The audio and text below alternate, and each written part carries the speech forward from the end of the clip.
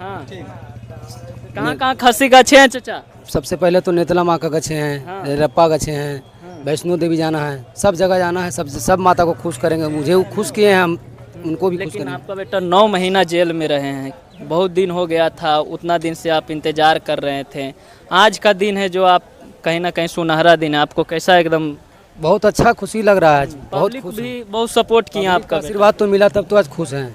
इसी तरह पब्लिक आशीर्वाद देते रहे कि और नोट 10 टकिया न मुंह में धरावा ए बाबू राइफल के नोक जनी हम के देखावा नोट 10 टकिया न मुंह में